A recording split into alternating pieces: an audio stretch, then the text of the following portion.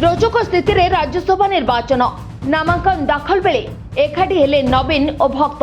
हाथ मिसाइले दुई विरोधी तेबे 5 योद्धा मध्यरु 3 जन राज्यसभा जिबा एक प्रकार निश्चित किंतु चतुर्थ सीट पई हेबो जोरदार लड़ाई अर्थात बीजेपी दुईटी आसन में मनमोहन सामल और सुजीत कुमार दिल्ली जिबा एक प्रकार स्पष्ट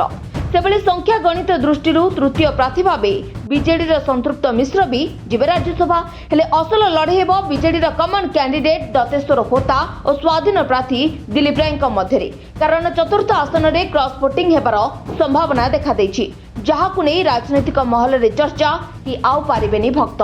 जहाकु नै राजनीतिक महल रे चर्चा कि पारिबेनी भक्त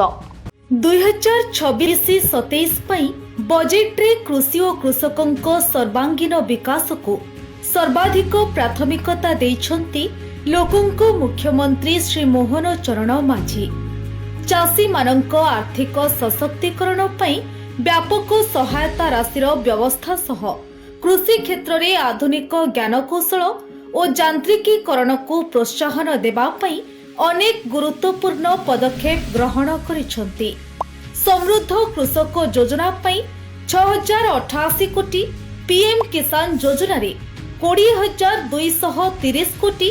कृषि यांत्रिकीकरण एवं कृषि उद्योग पई 841 कोटी और श्री अन्न अभियान पई 400 कोटी टंकार व्यय बराद करा जायछि। एही बजेट अधीन रे पुष्टि शस्यर चाष और व्यवहार को वृद्धि करने सहित ग्रामीण अर्थनीति को सुदृढ़ करी ओडिशार प्रतिटी कृषक परिवार को एक समृद्ध और आत्मनिर्भरशील भविष्य प्रदान करने को लक्ष्य रखिछंती लोकंक सरकार।